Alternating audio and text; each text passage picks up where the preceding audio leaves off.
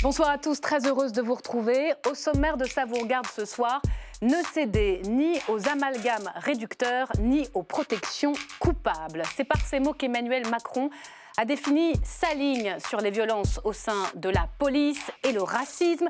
Cette ligne de crête est-elle tenable? Nous en parlerons avec Éric Ciotti, le député Les Républicains remettait aussi un rapport attendu ce matin à l'Assemblée sur les dysfonctionnements à l'origine de l'attentat fin 2019 au cœur de la préfecture de police de Paris.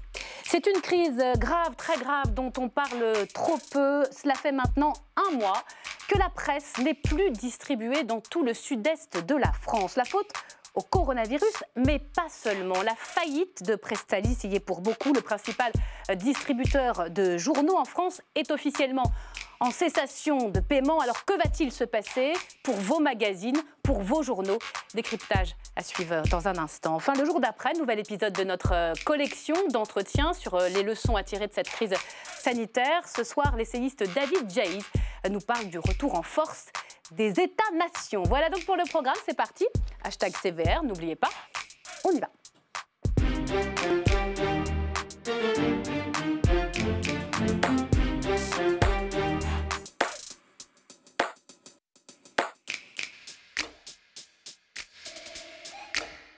Et bienvenue à vous, chers téléspectateurs. Merci d'avoir choisi LCP. Bonsoir, Éric Ciotti. Merci infiniment d'être sur ce plateau. Beaucoup de sujets dans l'actualité, la question du racisme dans la police et les violences policières. Il y a encore eu des manifestations hier. Le gouvernement sous le feu des enquêtes, et notamment la vôtre, puisque vous êtes le rapporteur de la commission d'enquête sur la gestion de la crise sanitaire. C'est le Covid dont on va parler tout à l'heure, mais on va commencer avec le risque terroriste. Vous avez rendu ce matin votre rapport d'enquête sur les failles à la préfecture de police de Paris après la tuerie à l'arme blanche de Michael Harpon. C'était en octobre 2019. On commence par là. Vous connaissez Stéphane Blakowski? Oui. Eh bien, voilà l'accueillir tout de suite. Il s'est penché sur votre rapport, si j'ai bien compris, tout de suite. Bonsoir Myriam. Bonsoir. Bonsoir Stéphane. Si j'ai bien compris ce soir? Si j'ai bien compris, Myriam, la police, c'est un peu comme une grande famille. Donc Éric Ciotti ne devrait pas me contredire, puisque c'est à peu près les mots qu'il a employés en octobre 2019, en ouverture d'une séance de la commission qui enquête sur la préfecture de police. Donc je vous propose de réécouter ces quelques mots. Nous pensons à leur famille, nous pensons aussi à leurs collègues, à tous ceux qui ont été touchés au cœur par cette attaque. Nous pensons aux familles et à la grande famille des policiers. Alors sur le coup, cette idée que la police forme une famille, ça m'a un peu surpris, mais je me suis dit, c'est plutôt une formule simplement qu'emploie Éric Ciotti pour marquer son soutien à cette grande institution qu'est la police nationale. Et puis, en fait, je me suis rendu compte que vous n'étiez pas le seul à considérer que la police est une grande famille. Parmi les gens qui ont été interrogés par la commission, il y avait Michel Delpech, l'ancien préfet de police de Paris, et il disait pareil, les services de police sont une grande famille. Comme quoi, décidément, l'idée que la police est une grande famille, c'est assez répandu. Hein. Mais ça ne s'arrête pas là. Hein. Il y a plusieurs collègues du terroriste, Michael Harpon, justement, qui ont été interrogés par la commission et qui décrivaient que dans le service où il travaillait, la DRPP, il régnait une ambiance familiale. Et selon le député, c'est justement cette ambiance familiale qui a empêché qu'on signale à la hiérarchie le fait qu'on avait repéré des signes de radicalisation chez Michael Harpon. Alors je vous lis ce que disent les députés. Ils disent « La capacité de discernement des collègues de Michael Harpon a été influencée par l'ambiance familiale qui régnait dans son service. Une unité de petite taille où la plupart des agents avaient fait venir un fils, une cousine ou un collègue avec qui ils avaient des affinités. Alors là, ça devient carrément embarrassant. Hein. J'ai l'impression que pour aller travailler à la préfecture de police, il vaut donc mieux avoir un bon coup de piston plutôt que des compétences. C'est quand même très gênant parce que, en fait, ça commence à faire réfléchir. Ça veut dire quoi cette histoire que la police nationale est comme une grande famille? Moi, je me mets à réfléchir. Je me dis, si mon frère, par exemple, commettait une infraction très grave, évidemment que j'hésiterais quand même un peu à le dénoncer parce que j'imagine que, comme dans beaucoup de familles, les liens qui nous unissent sont plus forts que les règlements ou les lois qui s'appliquent à tout le monde. Et c'est là que ça devient très embêtant, parce que si mon collègue dans la police, c'est un peu comme mon frère ou ma famille, le jour où un petit délinquant le provoque, l'agresse et qui commence à lui mettre des claques, est-ce que je vais le dénoncer? Si mon collègue, c'est comme mon frère et qui commence à vraiment cogner trop fort sur ce délinquant, est-ce que je vais oser le dénoncer? C'est pas évident, parce que ce qui risque d'arriver, c'est que si je dénonce mon collègue, c'est moi qui vais me retrouver mis au banc de la famille parce que je n'aurais pas été solidaire. Donc j'imagine que vous voyez où je veux en venir. Et ça m'a fait penser à quelque chose qui m'avait vraiment choqué pour le coup, là, pas un peu embarrassé, vraiment choqué. C'est ce que disait Assa Traoré, donc la sœur d'Adama, lors de la fameuse manifestation. Vous allez voir, ses propos sont un petit peu confus, mais on comprend quand même ce qu'elle veut dire. Aujourd'hui, nous avons une policière qui est dans l'impunité totale. Qui est aujourd'hui, nous avons une policière qui se considère, une police qui se considère comme une mafia dans la France entière. Elle fait ce qu'elle veut, il n'y a aucune impunité. Bon, ouais, elle mélange un petit peu les mots, mais ce qui est hyper choquant et ce qu'on comprend très bien, c'est qu'elle compare la police à une mafia. Et c'est ça qui m'a choqué, parce que le principe de la mafia, c'est quoi? C'est justement des grandes familles de voyous, des clans, chez qui le lien du sang est tellement important que ça prime sur toutes les autres lois, et c'est souvent ce qui fait leur force. Or, évidemment que la police n'est pas une mafia. C'est hyper choquant ce qu'elle dit à Assa Traoré. Et c'est une de nos plus grandes institutions, et elle ne doit donc évidemment pas fonctionner sur les principes de la famille. Alors, quand on dit et qu'on répète, et que tout le monde a l'air de l'accepter, que la police est une grande famille, moi je trouve ça gênant parce que ça tend à faire croire que les liens qui unissent les policiers entre eux sont plus forts que les lois qui doivent s'appliquer à tous. Éric Ciotti, pour rebondir sur le papier de Stéphane et revenir sur votre rapport, vous êtes extrêmement critique sur le fonctionnement de la PP, comme on l'appelle, la préfecture de police de Paris. C'est une institution, dans l'institution, une forme de clan à part dans la police ? C'est une histoire spécifique. C'est vrai qu'il y a des règles, il y a une forme d'indépendance, un lien privilégié historique entre le président de la République et le préfet de police, qui d'ailleurs souvent contourne le ministre de l'Intérieur. Donc il y a cette spécificité. Mais pour revenir à notre commission d'enquête, bon, il y avait un mot générique disant où je rendais hommage à la famille de la police. Après, c'était en fonction aussi du traumatisme qui a été subi, qui était inédit. 4 morts au sein de la préfecture de police, assassinés par un des leurs, ce qu'on appelle une attaque bleu sur bleu. Donc le traumatisme était fort et on l'a perçu dans les auditions. On a auditionné des collègues qui ont travaillé depuis plusieurs années dans le même bureau avec Harpon, qui étaient naturellement choqués. Je comprends cette émotion. Ce que vous expliquez, c'est qu'il n'aurait jamais dû rester employé d'un service aussi sensible au sein de la préfecture de police. Le mot famille, mais après, quand le mot famille devient finalement le facteur qui explique que la solidarité des policiers entre eux font qu'ils s'affranchissent des règles et qu'ils ne signalent même pas qu'un collègue s'est radicalisé. Il y avait cette situation particulière qui peut-être, certains nous l'ont dit, moi je n'ai pas de position définitive liée au handicap de Michael Harpon aussi, mais ce qu'on a constaté, et pour résumer très, très brièvement, Harpon n'aurait jamais dû rester dans une direction du renseignement. Voilà, au-delà de la préfecture de police, la DRPP, c'est un service de lutte contre le terrorisme, c'est un service de renseignement, et il a émis, durant plusieurs années, et avant que les faits ne se produisent, une multitude de signaux. Sa pratique religieuse est devenue beaucoup plus rigoriste. Il ne faisait plus la bise à certaines de ses collègues. Ses comportements se sont modifiés, et ils ont été perçus par ses collègues. Au moment de l'attentat de Charlie Hebdo, surtout, notamment. Le point d'orgue, quelques jours après Charlie, où il a une altercation quasi physique, ça nous a été décrit avec un de ses collègues, où il justifie l'attentat. Et il dit c'est bien fait. En regardant son écran, où il regardait des images qui décrivaient l'attentat, il dit c'est bien fait. Et c'est l'accumulation de ces éléments aurait dû, si la DRPP avait fonctionné comme un service avec une exigence de sécurité telle qu'on l'a retrouvée à la DGSE, bien sûr, mais aussi à la DGSI, c'est-à-dire que beaucoup de directeurs nous ont dit chez nous, pas une seconde, ils seraient restés. Voilà. Donc ça veut dire qu'il y a eu des failles et pas des petites failles. Il y a eu cette faillite collective. Nous avons été sidérés. Le rapport ce matin a été approuvé à l'unanimité de Madame Le Pen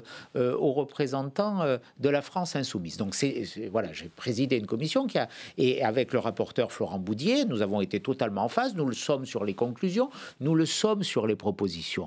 On dit, on ne comprend pas et on émet des propositions pour que ça change. Alors justement, au-delà du constat de cette faillite collective, sur ce service particulier, c'est élever le degré de sécurité. Est-ce qu'il faut retirer la lutte antiterroriste des compétences de la préfecture de police? Est-ce qu'il ne faut pas aller jusqu'à supprimer totalement notamment cette fameuse DRPP, Direction du renseignement de la préfecture de police. Il y a deux pistes émises par le rapporteur, soit la suppression totale de la DRPP, soit une que personnellement je privilégie, c'est-à-dire que tout ce qui relève de la lutte contre le terrorisme soit rattaché à la DGSI. Moi, je suis partisan d'organisations, d'institutions centralisées. Quand il y a deux acteurs, on a déjà le problème de la coordination. C'est ce qui a touché le ministère de l'Intérieur depuis des années. On a multiplié les structures, et comme on a multiplié les structures, on a multiplié les instances de coordination. Et les gardes de service. Les MOP, l'UCLAT, avec des luttes, en effet, des concurrences, des informations qui sont perdues. Donc, quand on n'a qu'une unité, quand on n'a qu'un organisme... Donc, vous voulez centraliser la lutte antiterroriste à la DGSI. A une expertise, a une expérience, a un professionnalisme qui aujourd'hui est reconnu. D'ailleurs, depuis quelques mois, c'est le chef de file reconnu partout de la lutte contre le terrorisme. Allons un peu plus loin. Vous savez, cette idée de centralisation, elle vient d'où? Elle vient de Nicolas Sarkozy en 2008, quand il crée la Direction centrale du renseignement intérieur, qui regroupe les anciens renseignements généraux, les RG, et la DST. C'était là la bonne idée. Et Emmanuel Macron a poursuivi avec un monsieur renseignement unique. Tous les gouvernements ont poursuivi. Il y a eu quand même des objections qui ont été faites dans l'affaire Mera. On s'est dit, tiens, on a tout centralisé, et finalement, les policiers de terrain qui, eux, peuvent parfois repérer des choses, on ne les écoute plus, on a l'impression qu'on sait tout mieux faire qu'eux, et on rate des infos. Vous vous souvenez de ça? L'idée, il y a eu ces critiques, elles étaient aussi souvent animées par des considérations un peu politiques, mais la bonne idée, c'était celle-là. Et d'ailleurs, personne ne l'a remise en cause. Pas plus aucun gouvernement de François Hollande, aucun gouvernement d'Emmanuel Macron. Parce que, et au contraire, tous les gouvernements ont fait en sorte que cette convergence aille encore plus loin. Et donc aujourd'hui, il faut franchir cette étape pour qu'on n'ait pas deux services de renseignement intérieur sur le territoire national, un pour la plaque parisienne, Paris. Donc une réforme plus structurelle du renseignement. Donc il faut cette réforme structurelle. Donc on dit, Harpon n'aurait jamais dû rester à la préfecture de police. Il faut élever le degré d'exigence. Ça a été fait, notamment par la directrice. Renforcer les enquêtes administratives, par la directrice actuelle notamment, qui fait un bon travail. Et je ne mets pas en cause. Donc aujourd'hui, Harpon n'aurait pas pu être employé à la préfecture. En tout cas, il n'aurait jamais dû l'être avant. Il faut aller plus loin. Il faut sans doute une réforme structurelle. Et puis il y a un autre sujet aussi, parce que, et je l'ai pointé personnellement dans le rapport, il a fréquenté un imam, ça a été dit dans la presse, l'enquête judiciaire dira, c'est pas notre responsabilité quel rôle il a joué, mais cet imam, il avait fait l'objet d'une obligation de quitter le territoire français, il était fiché. Moi je dis systématiquement qu'une personne qui représente, qu'on considère comme étant susceptible de représenter une menace pour la sécurité nationale, quand elle est étrangère, quand elle est inscrite au fichier des signalés pour radicalisation terroriste, elle ne doit pas rester en France. Cet imam, il a été condamné, il a fait l'objet d'une obligation de quitter le territoire, il n'aurait jamais dû rester en France. Harpon n'aurait jamais dû être à la préfecture de police de Paris, l'imam n'aurait jamais dû être en France. Si ces deux éléments avaient été appliqués, il n'y aurait pas eu l'attente. On va parler des violences policières dans un instant, mais on est dans une période très particulière. On sort à peine de la crise sanitaire, il y a une longue période de confinement, crise économique, crise sociale qui se profile. Où en est la menace terroriste dans un moment comme celui-là? Elle est toujours là. On l'a vu même en période de confinement. Il y a eu deux attentats, notamment à Romans-sur-Isère. Nous sommes dans une période de fragilité nationale, avec de l'inquiétude, avec une crise sociale, et donc avec sans doute une plus grande vulnérabilité aussi. Donc il ne faut pas baisser la garde. La menace islamiste, elle est là. Il y a ce qui s'est passé, je salue l'action de nos services au Mali, avec la neutralisation de Drogbel, qui était le leader d'AQMI. Il y a la réorganisation de l'État islamique, nos services le disent aujourd'hui. Il y a cette montée de l'islamisme dans nos quartiers qui est de plus en plus prégnante. Donc la menace, elle est toujours là. Et à aucun cas, il ne faut baisser la garde. Ne pas baisser la garde non plus. Et on avance sur la question du racisme dans la police, chez certains. C'est un autre sujet. C'est un autre sujet, mais on va en parler à présent. Chez certains policiers, il y a un problème ou pas, selon vous? D'abord, moi, je ne dirais pas qu'il y a un problème spécifique à la police. Le racisme, en soi, est une abomination. D'où qu'ils viennent de certains membres de la police, qu'ils viennent de journalistes, qu'ils viennent de politiques, qu'ils viennent de n'importe quel citoyen. Vous avez des groupes Facebook qui rassemblent 9000 policiers qui échangent des propos racistes. Le racisme est un délit. c'est une abomination, c'est contraire à tout ce que la France issue des Lumières exprime, à toute notre humanité. Alors une fois qu'on a dit ça, dans la police... Une fois qu'on a dit ça, je ne veux pas qu'on stigmatise la police. J'ai entendu des propos, et tout à l'heure, il y avait ces images qui me révoltent en disant la police est une mafia. On a entendu la police est raciste. On a entendu des pseudo-artistes en mal de notoriété dire que la police massacrait des citoyens. Mais moi, je crois en la police républicaine. La police, elle nous protège. Qu'il y ait des comportements inacceptables. Vous évoquez ce groupe Facebook avec des propos qui ont été relatés par la presse qui sont indignes. Des dizaines et des dizaines de témoignages sur le contrôle aux faciès. Plus général, il ne faisait pas de cas particulier, il disait qu'il y avait une sorte de racisme systémique, c'est-à-dire que... Oui, mais c'est malgré tout un interlocuteur qu'on peut respecter, Jacques Toubon. Les contrôles d'identité témoignent la preuve, c'était les contrôles d'identité où on avait...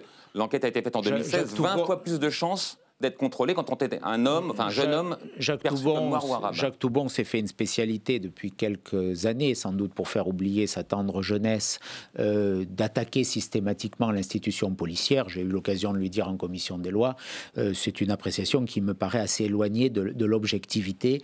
Voilà, nous avons besoin d'une police forte. Si les jeunes hommes noirs et arabes sont plus souvent contrôlés que les autres, c'est quand même un problème, a priori. Ou alors on considère que... Les policiers contrôlent en cas de suspicion d'un délit. Donc ils contrôlent ce qu'ils ont en face, pas en fonction de leur couleur de peau, en fonction des actes qui sont... Les contrôles aux faciès, ça n'existe pas dans ce pays? Non, il n'y a pas de contrôle aux faciès.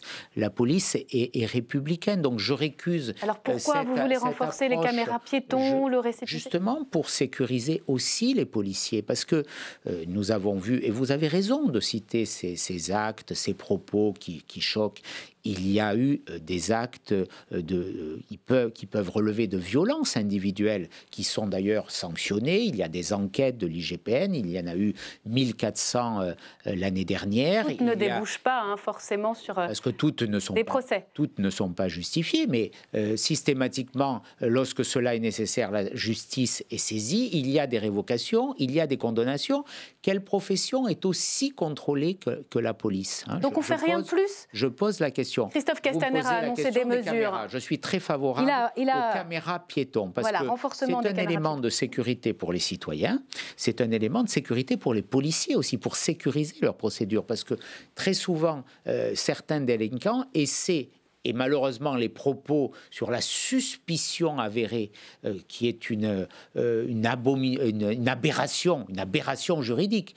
Une suspicion va conduire à la suspension immédiate. Voilà. Suspension des policiers en cas de suspicion avérée de racisme. On rétablit la loi des suspects. Robespierre, la loi des suspects, c'est quoi? On est dans un état de droit, il faut qu'il y ait une enquête, il faut qu'il y ait du contradictoire, il faut que ça soit prouvé. Pour bien comprendre, ce sont les propos de Christophe Castaner. Des indices concordants, ça c'est dans notre droit. Ça veut dire quoi pour vous? C'est une expression, suspicion avérée de racisme, employée à dessein par le ministre de l'Intérieur, ou c'est une maladresse? Ça veut dire que d'abord c'est une notion juridique qui n'existe pas. Qui n'existe pas, on est dans un état de droit. Le ministre de l'Intérieur, il a en charge le respect de la loi. Mais quand il nous dit qu'une manifestation est interdite, mais l'émotion fait qu'elle ne sera plus interdite, là aussi, on est dans une notion de droit peut-être qu'il écoute un peu ses troupes, en fait, parce que les policiers disent beaucoup en ce moment, vous le savez, vous connaissez bien les policiers. Absolument, j'en entends beaucoup en ce moment. Que dans les banlieues, les quartiers, les cités, comme on veut, l'ambiance est de plus en plus tendue, le confinement n'a pas arrangé les choses, et que la situation est vraiment explosive. Donc, il y a peut-être aussi un acte fort ou des gages à donner pour ne pas remettre encore de l'huile sur le feu. Oui, mais avec cette attitude que vous développez, on établit dans notre pays un état de droit différent selon les territoires. Moi, je considère que la loi, elle doit s'appliquer pour tous et partout sur le territoire de la République. Si une manifestation est interdite parce qu'on est dans un risque pandémique majeur, qui, rappelons-le, a causé 30 000 morts. Donc le gouvernement a pris des décisions. On a interdit des rassemblements de 10 personnes. On a des hélicoptères qui surveillaient il y a encore quelques jours si quelqu'un allait mettre une serviette sur une plage de plusieurs kilomètres. Qu'est-ce qu'il fallait faire? Et on laisse des rassemblements de 30 000 personnes. Charger sur les manifestants? On laisse le confinement, il s'applique dans certains quartiers. Il ne s'applique pas ailleurs. Mais concrètement, qu'est-ce que vous proposez? Parce qu'il y a des manifestations contre le racisme après l'affaire George Floyd. Quand une manifestation est interdite, soit on l'autorise, soit on l'interdit pour tout le monde. Elle est interdite et qu'il y a des milliers de jeunes dans la rue. Cette idée de dire qu'il y a des lois différentes, elle introduit une république fracturée, fragmentée. Mais qu'est-ce qu'il faut faire? Vous avez 20 000 personnes. On va parler de la violence policière dans un instant. Les premiers rassemblements, il y a eu des amendes. Rappelez-vous, quand une personne sortait de son domicile plus d'une heure, il y avait des amendes de 35 €, de 135 €. On est encore sous ce régime. Moi, Sauf qu'on a vu aussi ce que ça a donné au moment des manifestations des Gilets jaunes, la technique de maintien de l'ordre. Vous ne voulez pas les canons à eau, vous ne voulez pas les LBD. Quand on laisse prospérer cette idée qu'on peut contourner la loi, on envoie un message extraordinairement dangereux. C'est très clair. On va aborder, et on y était déjà d'une certaine manière, la question des violences policières et du maintien de l'ordre. Et sur les caméras piétons, voilà, je dis c'est important. Moi, je propose qu'il y ait systématiquement ces caméras piétons en intervention. Ça sécurisera et le citoyen et le policier. Bonsoir Géraldine Wössner. Vous n'êtes pas malheureusement en chair et en os sur ce plateau comme Stéphane, et je le regrette bien volontiers. Géraldine, que vous connaissez, qui est journaliste au Point et chroniqueuse dans cette émission, on va parler des violences policières. Question évidemment qui ne date pas d'hier. Le gouvernement d'Édouard Philippe n'est pas le premier à s'y être confronté. Non, et d'ailleurs, c'est assez frappant de voir que les partis de gouvernement, finalement, disent tous la même chose. Alors oui, il y a des violences policières, mais des dérives individuelles, rien de systémique. On comprend l'argument de gouvernements débordés par des problèmes de délinquance, problèmes sociaux qu'ils ne savent pas gérer. La police, c'est le dernier rempart, on ne va pas lui taper dessus. Mais du coup, on ne s'attaque pas aux problèmes qui empire. Et Nicolas Sarkozy, à l'époque, n'a rien fait pour le résoudre. Quand il arrive au ministère de l'Intérieur en 2002, rappelez-vous, c'est après une campagne menée par Jacques Chirac sur le thème de l'insécurité. Pour obtenir des résultats, il instaure une politique assumée de chiffres. La police, elle doit multiplier les contrôles. Pas toujours efficace, 5% aboutissent seulement à une arrestation. Mais bon, on multiplie les contrôles. Et en contrepartie, il équipe cette police. Il introduit les grenades de désencerclement, les lanceurs de balles de défense, dont on ne pense pas à l'époque d'ailleurs qu'ils sont dangereux.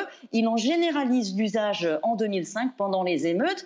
Et la doctrine de maintien de l'ordre change, elle aussi, on va davantage au contact. L'opinion, à l'époque, est satisfaite, la délinquance recule, mais le fossé se creuse avec une partie de la population, d'autant plus peut-être que c'est Nicolas Sarkozy aussi qui supprime la police de proximité, qui avait pour but justement de renouer ce lien entre police et population. Alors dites-moi, Nicolas Sarkozy, pourtant je me souviens qu'il avait aussi une politique et un discours assez ferme contre ces mêmes violences policières. Absolument, comme d'ailleurs nos gouvernants d'aujourd'hui, c'est la tolérance zéro. Le problème, c'est que, comme aujourd'hui, et en dépit de ce que dit M. Ciotti, on ne sait pas du tout ce qui vient de ces plaintes. La transparence est incomplète, on n'a aucune idée des peines prononcées, des quantums de ces peines, et cette opacité rend les gens suspicieux, opacité maintenue par tout le monde. D'autres gouvernements ont en plus ajouté d'autres problèmes. Le refus, par exemple, des statistiques ethniques que souhaitait pourtant Nicolas Sarkozy empêche de mesurer l'ampleur des délits de faciès et ça nourrit inévitablement les soupçons de racisme. Le manque de moyens achève de tendre tout le monde. Les caméras dont parle M. Ciotti, qui sont censées équiper les forces de l'ordre, on en a commandé. Elles ne marchent pas, elles n'ont pas de batterie, c'est du mauvais matériel. Aujourd'hui, on a l'impression qu'on a une espèce de déni, qui est aussi assez utile finalement pour cacher tous ces manques. Merci Géraldine. Alors, est-ce qu'il n'est pas temps de sortir de ce déni? Il y a une commission d'enquête qui est demandée par le groupe socialiste à l'Assemblée nationale sur ces violences policières. Est-ce qu'il n'est pas temps de tout remettre à plat? Arrêtons avec ce mot de violence policière. Dans ce que dit Mme Wössner, il y a des vérités que je partage, et notamment factuellement sur les caméras. Elle a totalement raison. 10 000 caméras ont été achetées par M. Castaner. Elles ne marchent pas. Elles n'ont qu'1 heure et demie d'autonomie. Alors renforcer des caméras, si ça ne marche pas, ça ne sert à rien. Il y a 10 heures d'autonomie. On a choisi le mauvais matériel. En tout cas, dans la police, pas forcément dans la gendarmerie qui a eu un autre choix ou qui travaille à d'autres choix. Donc ça, c'est très important. Après, elle dit quelque chose que je partage, la police, c'est le dernier rempart. Oui, c'est le dernier rempart pour notre République. Et des fois, quand je vois certains mouvements, je me dis que dans ce qui se passe aujourd'hui, dans ces attaques, parce que ces attaques, elles sont organisées aussi, elles viennent de l'extrême gauche, elles viennent de ceux qui veulent déstabiliser la société. Là, vous parlez de qui précisément? Vous parlez de la manifestation en soutien dans les au comité propos Adama haineux, Traoré? quand je vois la Ligue Noire qui dit qu'on est un pays terroriste, on voit que par la violence, certains veulent conquérir des territoires. Après, sur Nicolas Sarkozy... Vous ne seriez jamais allé dans cette manifestation, pour être très clair. Très clairement, non. D'abord, elle était interdite. Moi, je respecte la loi. J'ai même été hué à Nice parce que, en disant tout le monde déteste la police et tout le monde déteste Ciotti. Moi, j'aime la police. J'aime la police parce qu'on a besoin de la police. La police, elle nous protège. Et il faut aussi protéger ceux qui nous protègent. Vous savez, chaque jour, relativisons. Mais vous reconnaissez qu'il y a un très gros malaise aujourd'hui. On est très loin de ce moment. Le malaise, moi, Charlie Hebdo, où les Français tombaient dans les bras de leurs policiers. Cette image de ce policier, de ce CRS de couleur qui était embrassé par un citoyen français. C'est plus les images d'aujourd'hui. Et aujourd'hui, on a quoi? On a un policier de couleur qui est traité de vendu dans les manifestations. Où est le racisme? Il faut qu'on le dénonce de tous les côtés, je le disais au départ. Et il y a du racisme aussi qui s'exprime dans ces mouvements. Sur la technique de maintien de l'ordre, de manière assez concrète, Christophe Castaner a interdit donc ces techniques d'étranglement, mais pas le plaquage ventral, qui reste une mesure, une technique qui est possible, et surtout pas les LBD. Est-ce qu'il n'est pas temps d'interdire ces fameux lanceurs de balles de défense? Il a aussi proposé d'utiliser si on supprime ces techniques, qu'est-ce qui reste pour l'interpellation? Il faut quand même rappeler que si les policiers font usage de la force, c'est parce que ceux qu'ils interpellent, et donc où il y a une suspicion d'un délit, sont en délit de fuite. ont refusé d'obtempérer, ont refusé de se soumettre à la contrainte légitime. Donc vous défendez le LBD? Je ne défends pas le LBD, je défends les techniques d'interpellation qui sont prévues pour menotter un individu qui ne respecte pas l'injonction d'obtempérer. Le LBD, c'est autre chose. Le LBD, là aussi, il faudrait qu'il y ait une caméra qui puisse contrôler les tirs, parce que la problématique, c'est les tirs à niveau du visage. Il faut qu'on forme mieux les policiers. À peine 12 heures de formation par an aux techniques d'interpellation et à l'usage de ces armes, c'est ridicule. Mais surveiller les policiers quand ils utilisent le LBD, je retiens cette proposition. Il faut que ce soit des personnes habilitées, mais rappelez-vous de ces chiffres. 30 policiers blessés par jour en mission, 107 policiers chaque jour agressés. Dans le rapport de l'IGPN, il est indiqué qu'il y a eu en France 110 personnes blessées l'année dernière par des policiers. 110 avec une ITT de plus de 9 jours. Il y a des victimes de tous les côtés. 100 d'un côté pour une année, 100 par jour pour les policiers. Rééquilibrons un peu les termes du débat, parce qu'une société sans police, c'est la loi de la jungle et de la barbarie qui s'imposerait. C'est pas ma France et c'est pas cette France que je veux. Allez, pour terminer, je voudrais qu'on évoque la gestion de la crise sanitaire. La commission d'enquête dont vous êtes le rapporteur a commencé ses travaux. Enquête parlementaire ou enquête politique? Dans la majorité, certains députés s'inquiètent du fait que vous pourriez couper des têtes. Écoutez, Marie-Christine Verdier-Joucla. On sait pertinemment que quand on confie ce rôle aux Républicains, forcément qu'il y a un coup politique à faire, on les connaît, et que de ce fait, ils allaient choisir un rapporteur mais qui soit bien marqué dans cette opposition qui se veut un peu destructrice, c'est-à-dire qui veut absolument mettre à mal le gouvernement et prouver par A plus B que toutes les décisions que nous avons prises n'étaient pas les bonnes. Donc, dans la mesure où on le savait à l'avance, si vraiment on craignait, je pense que peut-être qu'on ne l'aurait pas fait. Alors, est-ce que vous voulez faire tomber des têtes, Éric Ciotti? Ne dites rien, je crois qu'il va dire non. Je ne veux pas faire tomber la moindre tête. Je suis quelqu'un de pacifique. Je pense que Mme Verdier-Joucla préférerait sans doute la commission élyséenne où M. Macron va se contrôler lui-même. Je lui rappelle qu'on est dans un état de droit, que le Parlement joue son rôle, que cette commission elle a été demandée par les Républicains, que comment vous allez travailler concrètement de nos équilibres institutionnels. professionnels.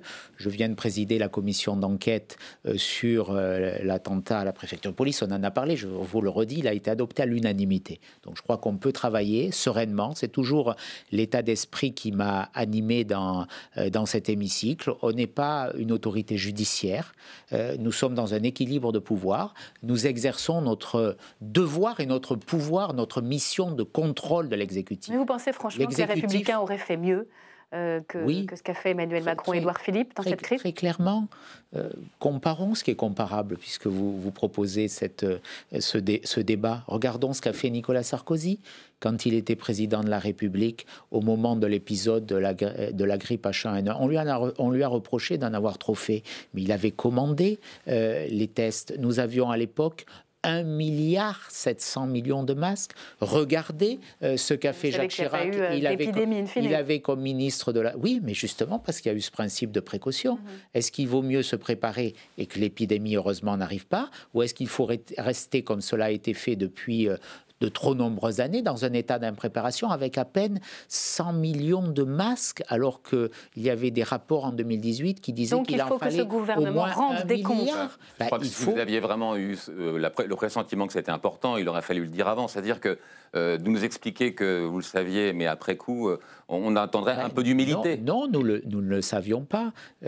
Qui a reçu les éléments, qui dirige... Vous auriez tiré le signal d'alarme en disant attention, il y a un problème en France. Le jour où il y a une épidémie, on est mal préparé. Oui, mais personne ne dit ça. Est-ce que nous avions les éléments? Est-ce que les notes... Et personne ne les avait. Si, la Direction Générale de la Santé. Les notes, et ça sera un travail de la Commission, je ne vais pas le dévoiler aujourd'hui. Oui, c'est ça, parce qu'on a l'impression que vous considérez déjà que la crise a été très mal gérée. Je parle de la question des masques. Écoutez, ce n'est pas moi qui le dis. Le professeur Jean-François Delfrécy, dimanche dans le JDD, dit le confinement a été une mauvaise décision, mais c'était la seule possible compte tenu de l'état des moyens dont nous disposions. Nous faisions à l'époque, il dit au début de la crise, début mars, 3000 tests par semaine. Nous pouvions faire 3000 tests par semaine alors que l'Allemagne en faisait 50 000. La commission d'enquête regardera pourquoi, alors que nos voisins allemands faisaient 50 000 tests, nous en étions à 3 000. Derrière, il y a beaucoup de décisions bureaucratiques totalement contradictoires, notamment sur les autorisations qui sont tombées d'en haut, avec un pouvoir très centralisé qui a mis des semaines avant de prendre les bonnes décisions. Il y a la question des masques.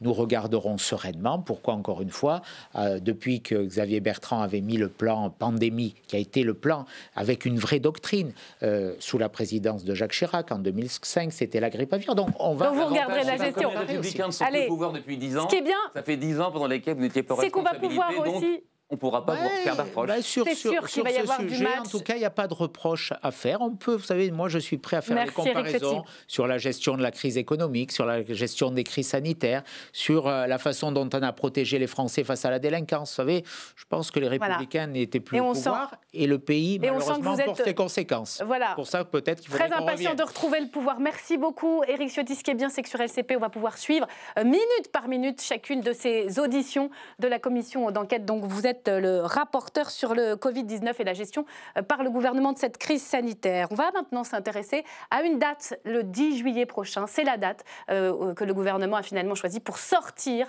de l'état d'urgence sanitaire. C'est le billet de Thomas Després qui nous explique tout dans sa journée à l'Assemblée. Oui, exactement, Myriam. Le gouvernement a décidé de ne pas prolonger l'état d'urgence sanitaire au-delà de la date prévue aujourd'hui dans la loi. Je vais vous expliquer tout ça. C'était donc la nouvelle du jour. Le 10 juillet prochain, l'état d'urgence sanitaire va prendre fin. Vous savez, l'état d'urgence a été décrété le 24 mars dernier pour faire face à l'épidémie de coronavirus. 16 semaines donc qui vont bientôt prendre fin parce que l'épidémie recule. Cette fin de l'état d'urgence sanitaire est au fond une nouvelle positive parce qu'elle signifie que nous avons au fond non pas encore gagné la bataille, mais marqué des points contre le Covid-19. Alors du côté des députés, la nouvelle est plutôt bien accueillie, même si certains expriment des réserves. Dans la mesure où l'exécutif nous expliquait qu'il fallait apprendre à vivre avec le Covid. Et donc à partir du moment où ça devient la situation ordinaire, il faut que ce soit la loi ordinaire qui prévalent, eh bien nous en sommes là. Et donc oui, il est temps de sortir de l'état d'urgence. Il prévoit quand même de remplacer cette prolongation par un projet de loi qui serait encore attentatoire aux libertés. Je dis aujourd'hui, il est temps de déconfiner, il est temps de sortir de l'état d'urgence et il est temps de retrouver les libertés. À cause de cet état d'urgence, il y avait beaucoup de restrictions des libertés et puis surtout un Parlement qui vivait en mode réduit avec des textes de loi qui ne pouvaient pas être étudiés tranquillement. Alors en réalité, c'est une sortie progressive de l'état d'urgence. À compter du 10 juillet, le gouvernement va se doter pour 4 mois d'outils pour prévenir en cas de reprise épidémique. D'abord en obligeant les Français à toujours porter un masque dans les transports en commun, en continuant de restreindre certains rassemblements dans des lieux publics et également en continuant la fermeture de certains espaces privés comme des discothèques. Alors est-ce que ces restrictions de liberté individuelle sont utiles au moment où l'épidémie recule? On a posé la question à la présidente de la commission des lois. Bonjour Yael Braun-Pivet. Bonjour. Est-ce que vous comprenez que certains dans l'opposition se plaignent encore de restrictions de liberté ? Je crois qu'il faut être quand même extrêmement prudent parce qu'on voit bien que dans tout le cours de ces dernières semaines et derniers mois, les recommandations ont varié, la connaissance que l'on a de cette épidémie a varié. Donc les certitudes d'aujourd'hui ne sont pas forcément les certitudes de demain. Donc je pense qu'il faut être extrêmement prudent. On assiste, oui, à un reflux de l'épidémie, mais il faut rester prudent, il faut rester très attentif, très vigilant. Et je crois que c'est ce texte-là qui pourra permettre cela. Pour être tout à fait complet, ce projet de loi qui a été présenté ce matin en Conseil des ministres arrivera ici à l'Assemblée nationale dans l'hémicycle le 17 juin prochain pour être débattu par les députés. S'il est voté, il entrera en vigueur donc le 10 juillet prochain. Mais ça, on aura l'occasion d'en reparler dans ma journée à l'Assemblée.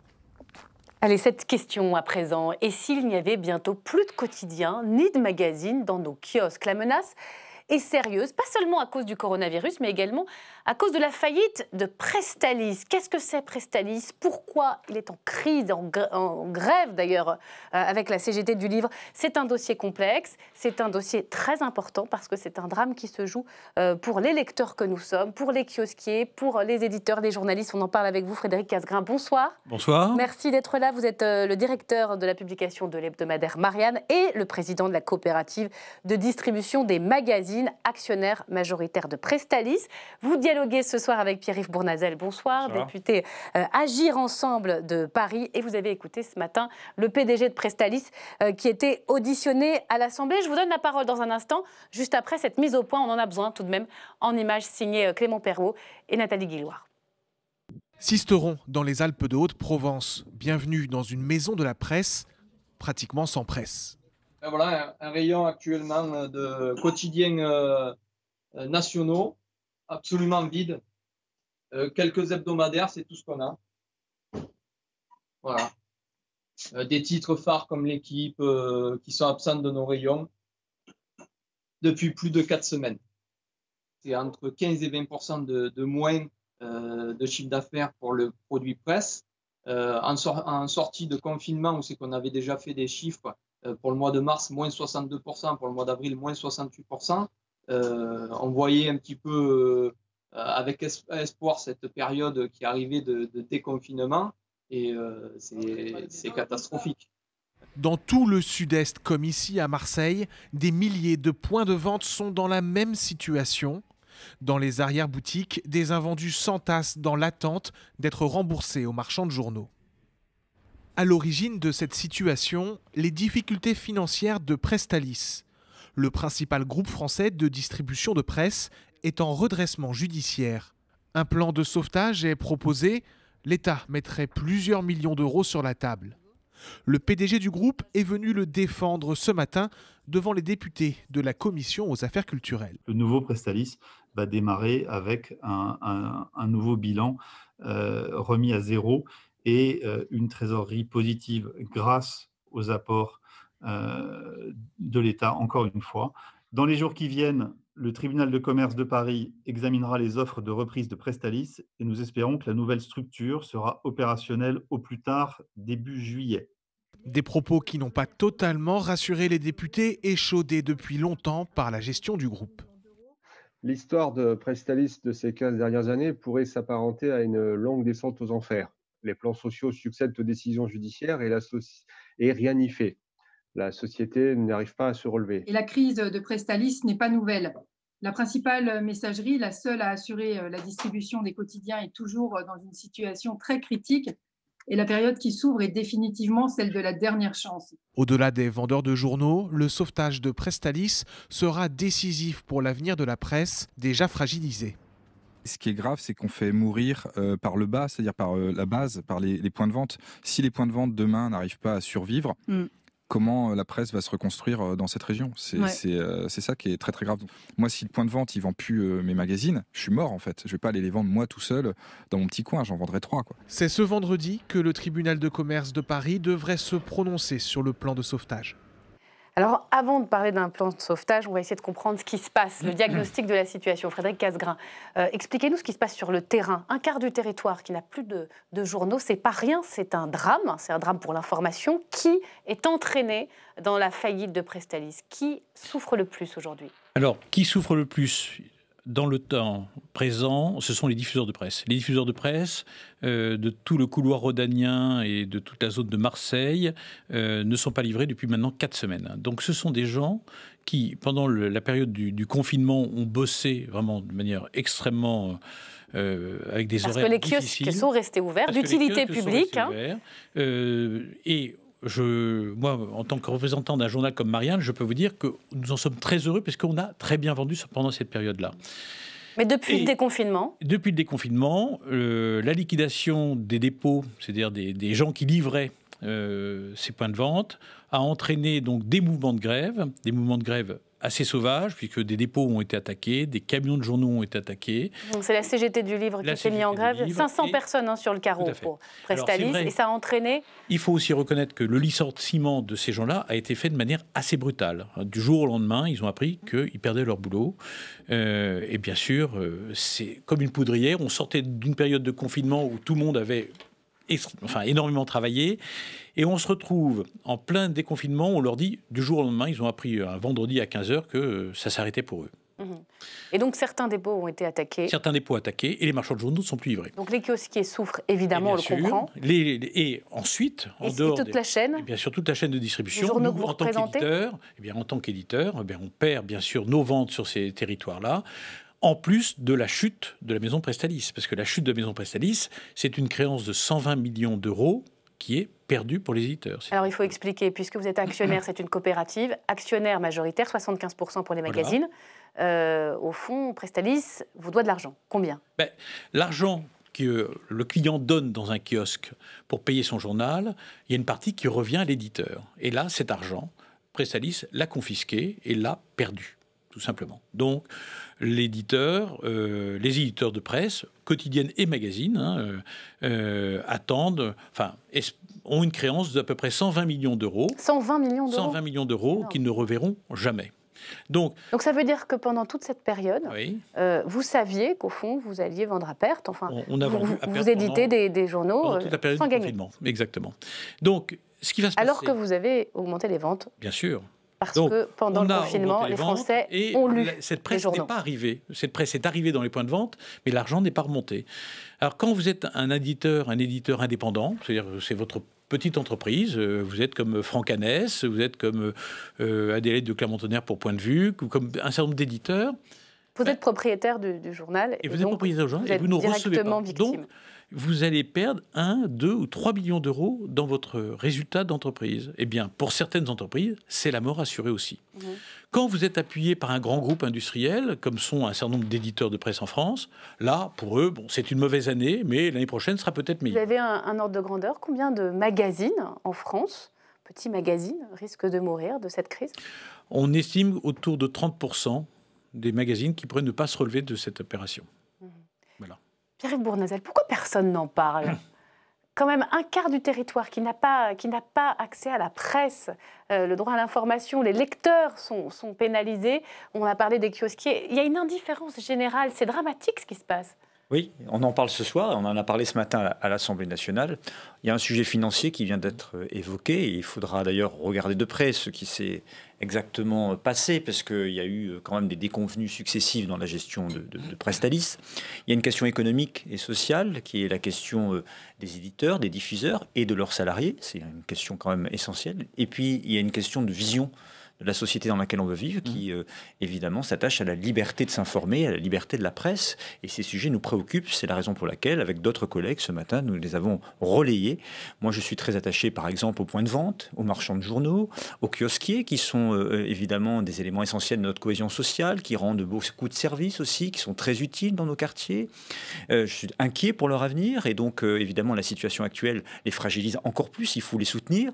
Il faut réinventer aussi un modèle qui permette du haut en bas de la chaîne, de pouvoir permettre à chacun de pouvoir vivre de son métier. Ça fait un mois que ça dure tout de même. En quoi un député peut faire pression sur l'État, sur le gouvernement, pour au moins que le problème prenne une place dans l'agenda politique? En interpellant justement l'État et le gouvernement, on a plutôt, en tout cas, une oreille attentive. Il faut le dire, le ministre notamment de la Culture, Franck Riester, est très attentif. Il y a eu des actes, notamment sur le plan financier, il y a des garanties qui sont nécessaires. Et sans l'État, évidemment, la situation serait plus que catastrophique et encore pire qu'aujourd'hui. Maintenant, il faut porter aussi une vision nouvelle de ce que l'on veut faire et qu'est-ce qu'on a à construire dans les années qui viennent. On va en parler de la vision nouvelle, mais un mot quand même sur le diagnostic. Ce qu'il faut expliquer, c'est que si Prestalis dépose le bilan, c'est parce que le modèle économique de la presse a complètement changé. Aujourd'hui, on lit en ligne. Oui. Et donc les quotidiens profitent davantage de la publicité sur les sites et ne vendent beaucoup moins en kiosque, et ça a des conséquences. Le système Prestalis est un système qui a été monté à la fin de la guerre pour distribuer d'abord les quotidiens. Donc c'est un système qui est construit pour distribuer des quotidiens toutes les nuits sur l'ensemble du territoire national. Et là, malheureusement, enfin c'est pas malheureusement, c'est d'ailleurs une logique, c'est comme pour tous les quotidiens du monde, le consommateur lit de moins en moins de papier journal et lit maintenant son quotidien sur des tablettes ou sur son téléphone portable. En revanche, pour la presse magazine, c'est tout à fait différent. La presse magazine reste une presse attachée à un lectorat attaché au papier. Donc, on a, c'est vrai, une baisse de nos diffusions, comme tous les éditeurs, mais nettement moins. Donc les magazines ont davantage besoin de Prestalis. Et maintenant, 75%, vous avez au capital, 25, 27 pour les quotidiens. Mais on a l'impression qu'il y a deux logiques qui s'affrontent, qui contribuent à cette crise. Pourquoi vous n'arrivez pas à vous entendre? Magazine et quotidien. Les besoins sont différents. Un quotidien a besoin d'être distribué toutes les nuits. Quand un quotidien du soir ou un quotidien du matin vendait 100 000 exemplaires il y a 10 ans, il n'en vend plus que 25 000. Mais les kilomètres, les voitures de livraison, les ouvriers qui travaillent la nuit pour faire ces paquets, ils sont toujours là. Donc, les coûts n'ont pas baissé. Et ça devient maintenant insupportable, ces coûts. Et c'est vrai qu'on a besoin de cette presse quotidienne, parce que cette presse quotidienne, c'est ce qui fait vivre notre démocratie et notre République. Mais la presse magazine, là aussi, vous avez besoin d'une presse magazine, parce que la presse magazine, c'est aussi de la presse d'information politique et générale, mais c'est aussi de la presse scientifique, c'est aussi de la presse ludique. Et cette presse magazine prenait en charge, d'une certaine manière, les coûts de distribution des quotidiens. Nous sommes dans un système coopératif. Ces coûts ne sont plus supportables. On ne peut plus payer. Il n'y a plus assez d'argent. Donc, soit les quotidiens payent leur vrai coût de distribution, et ils le payent grâce à l'État, parce que l'État prend en charge et offre un certain nombre de subventions. Mais nous, presse magazine, on ne peut plus continuer à travailler de cette manière-là. Et deuxièmement, le consommateur change. Autrefois, vous aviez des gens qui étaient abonnés au quotidien, qui achetaient tous les jours le quotidien chez le marchand de journaux. Maintenant, c'est des achats de plus en plus épisodiques. Pour comprendre le modèle économique, pour Marianne, combien vous donnez pour Marianne, pour la distribution du journal? Je vais vous dire, je donne à peu près 40%. Sur un journal? Sur un journal. C'est énorme. Oui, mais le coût de distribution de Marianne se fait sur 2 jours. Un quotidien, ça se fait sur une nuit. Et je pense que le quotidien donne 40% aussi. Et dans cette affaire, Marianne va perdre 800 000 euros pour une entreprise qui fait... 800 000 euros. 800 000 euros. Pour une entreprise qui est juste à l'équilibre, je veux dire, sans actionnaire, cette entreprise ferme. Donc comment vous faites? C'est l'État qui vous donne un coup de main? Non, là, on se tourne vers l'actionnaire. On se tourne vers notre actionnaire pour dire, est-ce que vous pouvez nous aider? L'actionnaire de Marianne... Un actionnaire riche, ce qui n'est pas le cas de la grande majorité des éditeurs de magazines. Qu'est-ce qu'on peut faire? Alors, il y a deux messageries sur le marché. La première, c'est Prestalis. La deuxième, c'est les NNPP. MLP. MMP, les Lyonnais. Messagerie lyonnaise de presse. Voilà. On essaye de les unir pour créer une entité plus forte économiquement? Ça, je crois que c'est un travail qui doit être élaboré avec les professionnels. Donc nous, on est là pour relayer leurs attentes et voir quel est le modèle économique, social qui peut fonctionner, sur un plan évidemment financier, mais aussi pour protéger un certain nombre de salariés et permettre que cette liberté d'être informé, cette liberté de la presse, soit effective partout, et surtout le territoire. Quand on voit ce qui est en train de se passer dans notre pays, on a vu le reportage tout à l'heure, c'est sidérant qu'on en soit arrivé là. C'est sidérant aussi parce que c'est particulier. Presstalis, le poids des syndicats est très fort. Il y a parfois des techniques un peu de prise d'otage qui sont fréquentes. Qu'est-ce qu'on fait quand on est élu de terrain pour essayer d'empêcher ça? Ces prises d'otages, je peux que les condamner. Et ce n'est pas une manière de faire. Et vous n'entendrez jamais dans ma bouche le soutien à ce genre de méthode. Mais là, il y a aussi d'abord, il faut le dire, un problème économique et social.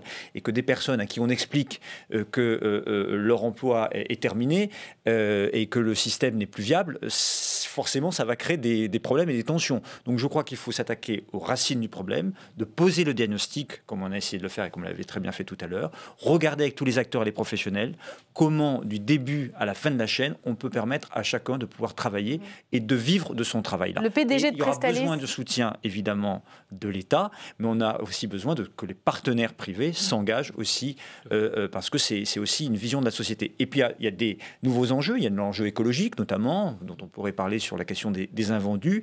Il y a beaucoup de travail qui a été fait. Il y a des propositions qui peuvent être portées. En tout cas, moi, je suis en contact avec un certain nombre de personnes qui réfléchissent sur ce sujet pour alimenter les professionnels de propositions prochainement. Alors, le PDG de Presstalis a parlé ce matin de la mise en place d'une structure opérationnelle. En juillet, l'État va financer le démarrage d'une nouvelle messagerie avec 200 millions sur la table. Ça va suffire ou pas? Qu'est-ce que vous voudrez? Qu'est-ce que vous attendez? Moi, je veux dire, Presstalis est l'héritier ou l'héritière d'une structure qui s'appelait l'NMPP. Mais l'objectif, pour nous, c'est d'avoir une structure pérenne, qui dure dans le temps. Il y a deux acteurs sur le marché. Il y a Presstalis et l'MLP. Est-ce que la proposition des magazines, c'était celle-ci, et c'est toujours celle-ci. Il faut absolument qu'on se rapproche des MLP, qu'on arrête ces guerres entre les deux sociétés de messagerie, qu'on arrête de replâtrer en permanence le Titanic Presstalis et qu'on crée une unique structure de distribution de la presse. Alors, ça va par rapprochement avec les MLP, une discussion avec les MLP, les systèmes informatiques, les systèmes commerciaux, la discussion.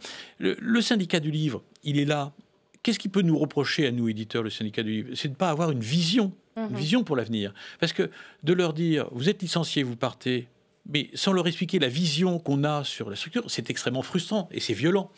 Donc, l'objectif, c'est quand même d'avoir une organisation qui soit pérenne dans le temps. On sait que les quotidiens vont petit à petit baisser leur tirage. On sait très bien qu'ils vont basculer sur le numérique dans les années à venir. Il faut continuer à construire un avenir pérenne, mais avec l'ensemble de la presse magazine. Donc s'allier pour éviter la catastrophe. Oui. Pourquoi pas? En tout cas, le débat est sur la table. Je vous ai entendu à plusieurs reprises évoquer cette idée. Il faut que tous les professionnels puissent exprimer leur point de vue. Moi, je n'ai pas de tabou à partir du moment où on peut faire fonctionner un système. Je pense aussi qu'il y a un vrai travail à faire parce que dans la transformation de votre modèle, et notamment vers le numérique, c'est comment conserver une stratégie aussi pour le papier, que ce soit pour les quotidiens ou pour les magazines, avec deux problématiques très différentes. Je pense aussi que ça passe par beaucoup l'éducation. Je pense qu'il est important que très jeune, à l'école, on apprenne que la liberté de la presse, c'est absolument essentiel dans une démocratie, et que donc il faut d'abord apprendre à s'informer et avoir le goût de la pluralité de l'information, et donc d'avoir la curiosité et l'envie d'aller lire des journaux, de lire des magazines, et les lire en ligne, apprendre et comprendre la société par soi-même. Le monde d'après. Je pense que c'est important que ça y participe très tôt, parce que je trouve que les nouvelles générations s'informent beaucoup plus vite qu'avant, mais de manière moins précise, et peut-être que là, il y a quelque chose à faire. Le monde d'après, pour la presse, c'est le numérique à 100%? Non. Je crois à l'avenir du papier. Je crois que le papier, sur la presse magazine, a toutes ses chances. Sur la presse quotidienne, non. Aux États-Unis, c'est déjà numérisé. Mais c'est la presse quotidienne qui souffre aux États-Unis. Il y a des États entiers qui ont vu disparaître leur presse quotidienne. Tout à fait. Mais la presse magazine, vous avez une presse hebdomadaire, mensuelle ou trimestrielle que vous gardez, que vous conservez. La relation entre les deux supports est très différente. L'achat entre les deux titres est très différent. Donc on achète le week-end ces magazines pour les feuilleter tranquillement, tandis qu'on lit les quotidiens en ligne. C'est comme ça que vous voyez les usages. Et vous? Moi, j'aime bien le matin avoir Le Parisien, Le Figaro ou Libé. J'aime bien avoir à 14h Le Monde, parce que j'ai la chance d'être parisien. Et j'aime bien le mercredi où il y avait l'Express, le jeudi arriver avec tous les autres hebdos, et puis le week-end avec Marianne, Le Figaro Magazine, etc. Bien sûr. Voilà, l'Obs, on va tous se citer Le Point pour pas, et même Valeurs Actuelles pour pas se faire engueuler. Mais bien sûr, quand on a eu cette éducation, ce goût de lire les magazines ou les quotidiens, je pense que ça reste. Et c'est très important que dans les nouvelles générations, on donne ce goût, cet intérêt à la presse quotidienne. Et on espère évidemment que les Français pourront consulter leurs journaux, tous leurs journaux, magazines ou quotidiens, dans les kiosques du sud de la France, parce que quelque chose me dit qu'ils seront nombreux cet été sur les plages du sud et de la Provence. Vous restez avec nous, on va regarder un tout petit peu ce qui se passe du côté des Britanniques avec Alex Taylor. Alex est avec nous, vous le savez, c'est notre chroniqueur francophile et maintenant français, même s'il est aussi britannique. Alors la distribution de la presse, Alex, c'est à peu près, comment dire, des problèmes similaires, pas tout à fait. Ils ont d'autres problèmes au Royaume-Uni, c'est ça ? Oui, Myriam, on comprend assez mal la presse britannique en France. D'abord, il y a beaucoup plus de journaux vendus tous les jours, 6,5 millions. Des journaux comme The Sun ou The Mail, par exemple, tirent tous les jours à 1,3 million. C'est plus chacun que l'ensemble de la presse française nationale réunis. Donc il y a 12 journaux tous les jours. Les lecteurs aussi sont beaucoup moins fidèles. Si en France on achète Le Figaro un jour, il y a peu de chances qu'on achète Libé le lendemain. En Grande-Bretagne, il faut que ces journaux se battent.